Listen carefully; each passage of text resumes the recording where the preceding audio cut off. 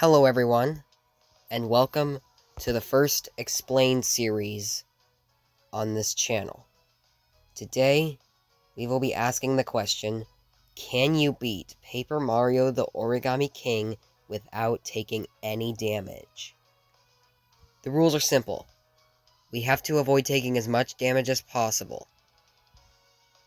If we take damage, we must either add that point to our total score, which will be displayed right here, or we reset the game if it's not required.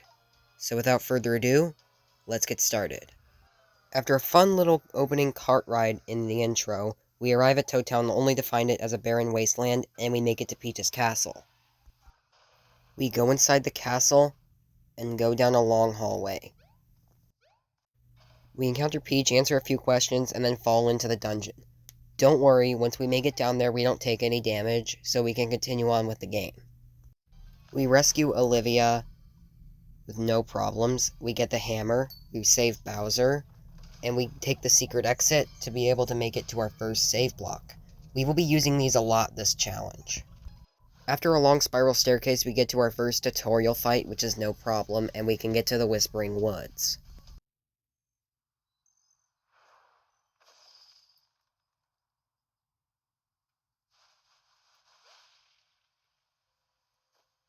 This is the first time that we encounter a not bottomless hole, which is an actual hazard for this challenge, because if we fall into it, we take damage and we will have to reset the game. Luckily, Olivia gives us an empty confetti bag that we can use to fill these things in. So we'll be filling in a lot of not bottomless holes for the sake of not taking any damage. We pull Olivia out of the hole, and we also get our first mushroom, which will come in handy. We're gonna need these for a lot of this challenge. There are no more roadblocks in the forest until we get to the shriveled seed, where on the way to the spring where we need to restore it, things are gonna look a little grim. That's because on the way there, we get ambushed by two Goombas, sending us into a wave battle, and we can't avoid this. Yeah, it was just like the other wave battle. We just don't have much to worry about, other than Olivia droning on and on. Nevertheless, we make it to the spring, no problem. There aren't any more problems through the rest of the Whispering Woods, so we can leave no problem and make it to Toad Town. Or so I thought, but we have to fight these Goombas first. I think it's about time I use this time to explain what drawbacks battle has. You see, in order to not take damage during a battle, we have to get a successful lineup every time. Else, any leftover enemies that we aren't able to defeat in the number of actions we're given deal damage to us and we'll have to reset. We better make use of those save blocks whenever we can. Just hope we don't forget any. In this case, for Goombas, we don't have any problems with them, and we can just take them out no problem. But little did I know what was waiting ahead of me. When we arrive in Toad Town proper, we notice that there is a Paper Macho Goomba here. And Paper Macho enemies are the biggest threat to our run. In this case, Goombas. We have to be extremely delicate whenever we're taking these guys out, or else they'll deal 8 damage to us and we have to reset. We can't even reach the save block from here since Olivia won't let us leave. Can we even beat it?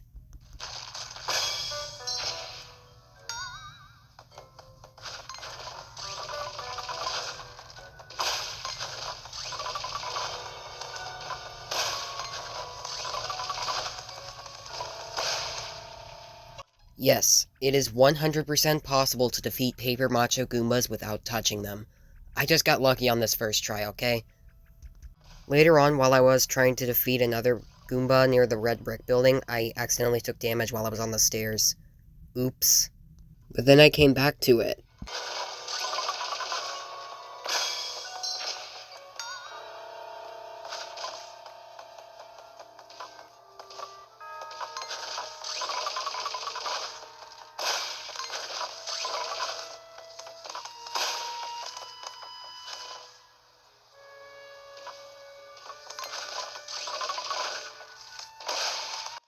It turns out the idea is to climb high enough on the stairs so that the Paper Macho Goomba can't lean far enough to reach you.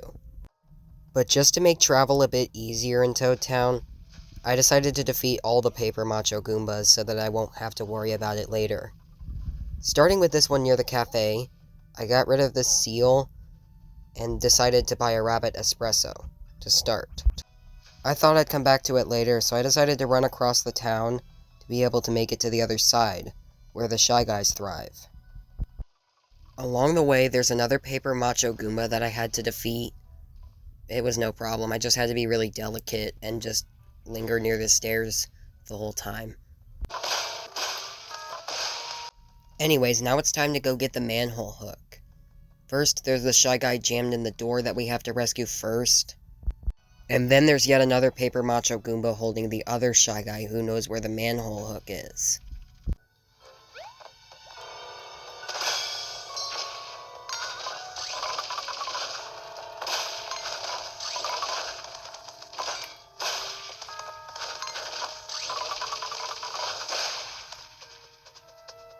First try success.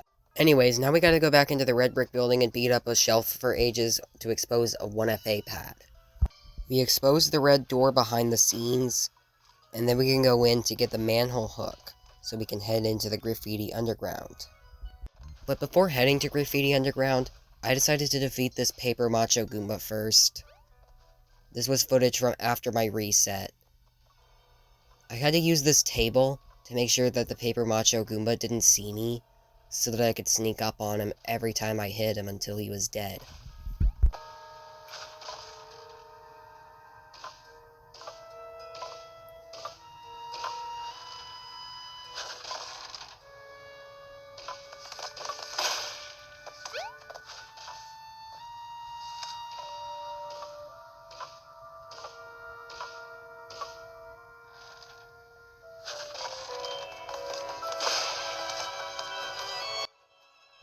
There's one last Paper Macho Goomba I decided to get for the heck of it.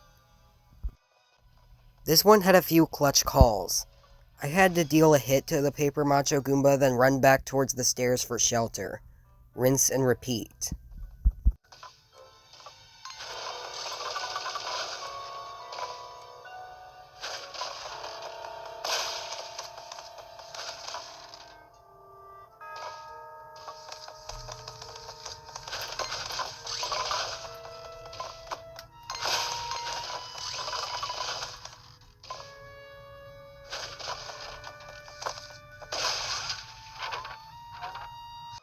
Now we can head to the sewers.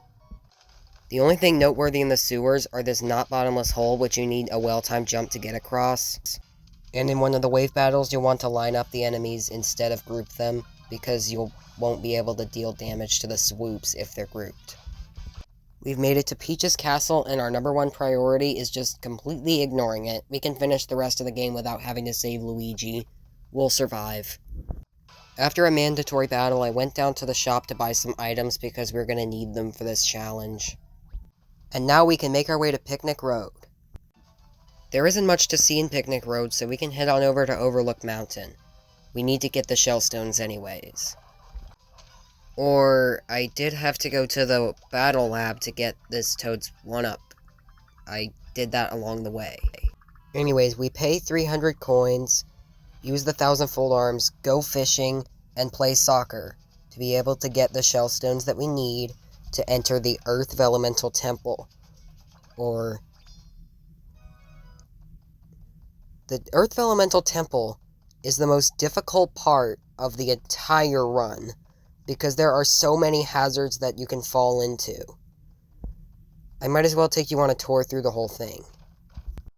We've got spike pits with pillars over them that are easy to fall into. Thankfully, there's a safe block pretty early on that we can use instead of just resetting over and over again, which I did end up doing. Koopa Troopas also pose a threat. Whenever they launch themselves directly into you, they are capable of getting you into a battle and dealing damage to you as soon as you start. That is an instant reset. This room... oh, this room. After a few resets, I had to learn the pattern of the pillars And I also got the shiny hammer along the way because I was going to use it for the Earth Elemental and Colored Pencils boss. I had to manipulate the timing of these. I had to wait until they receded at just the right time to be able to make it across. It took a few attempts, and I'd either fall into the Koopa Troopas or down the not bottomless hole. Both of which happened on both attempts. At least there's a save block nearby so that we can save our progress. And then the fire room. Well, I'll just show you my attempts at it.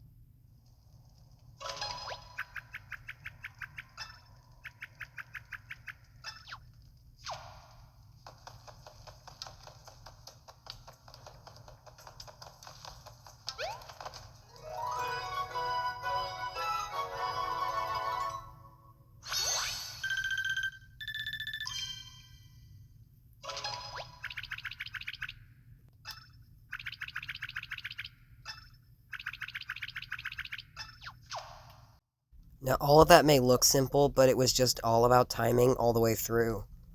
Anyways, we can now make it to the Earth Elemental boss. The Earth Elemental boss is a tutorial fight, which means that we can't select any ring we want to our advantage and cheese the fight. The world record for beating this boss is 3 turns, but that's from 9 game over screens. And considering we have 70 HP and getting a game over screen makes us lose all of that, it takes 9 game overs to be able to skip the tutorial, which is a total of 630 damage. That is not acceptable, so we might as well have the Earth Elemental deal the damage to us and suck it up. After we deal our first attack, it'll deal its first attack, since it is nowhere near enough damage to defeat the Earth Elemental. Every attack has to be perfectly blocked. This Sandblast, it deals 6, 3, and then 4 damage.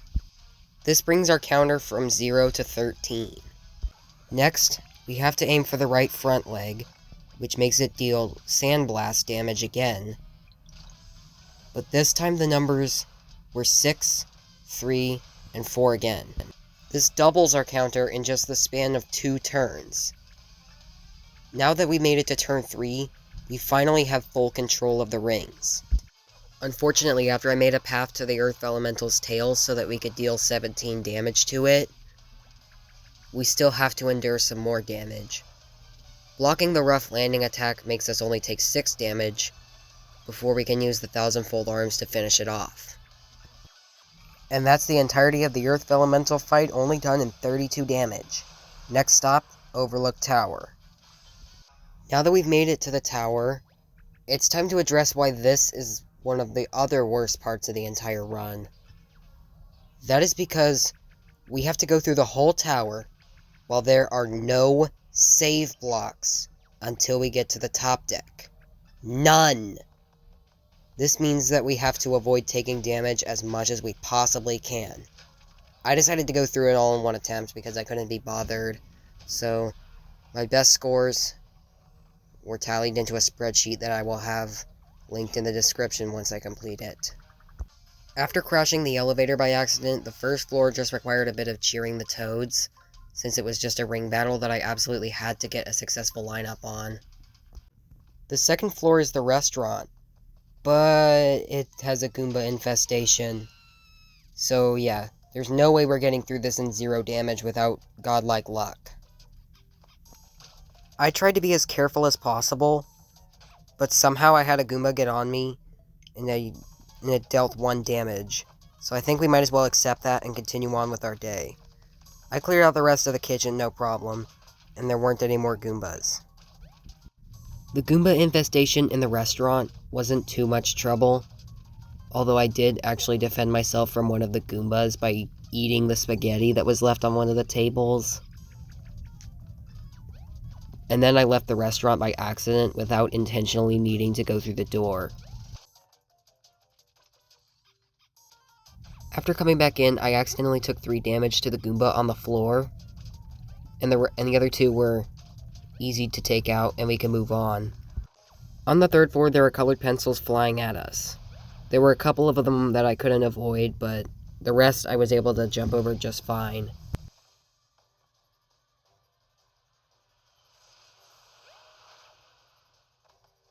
When I got to the inside of the cafe, this happened.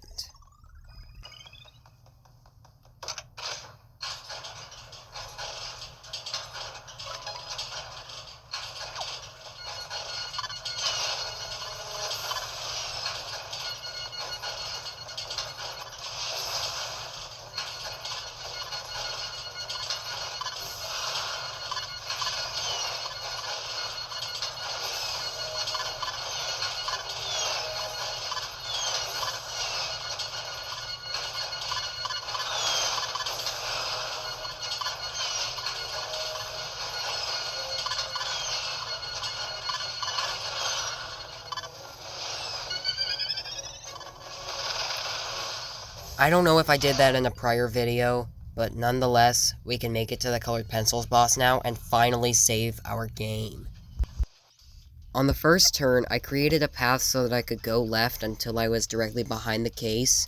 I put an on switch there so that I could turn on the magic circles for a later turn, and then I landed on an action panel so that I could use a shiny hammer to close the case and deal my first set of chip damage.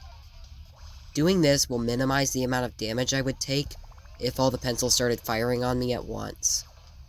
Instead, the damage will be dealt to the boss itself, because the missiles will be firing multiple times inside of the case. On the next turn, I went forward, hit the Action Plus panel, and then used a Fire Flower to see what would happen. And turns out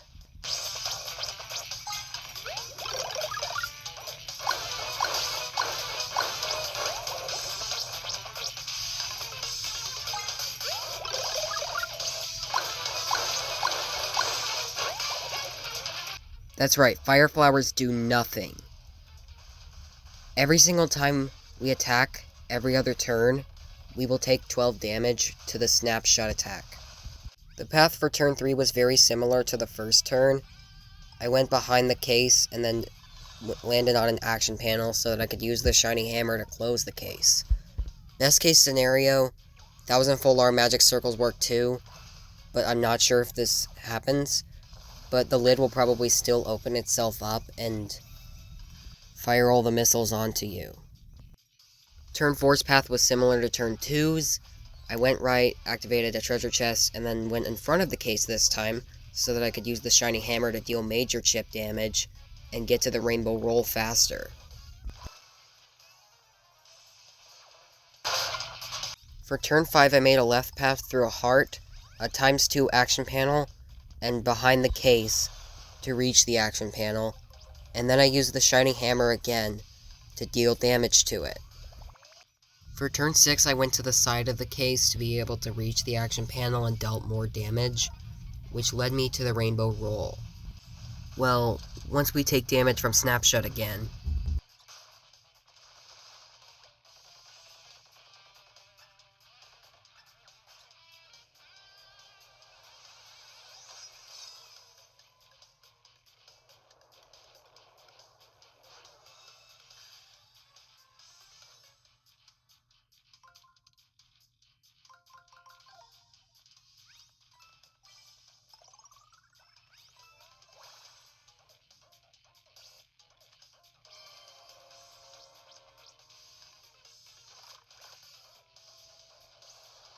Turn 7 I made it to a 1000-fold arm circle and started beating it up with its pencils.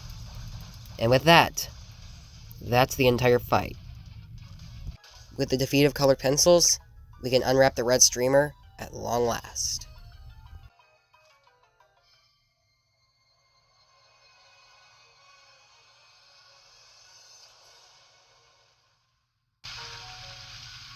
And with that, thank you for watching this video.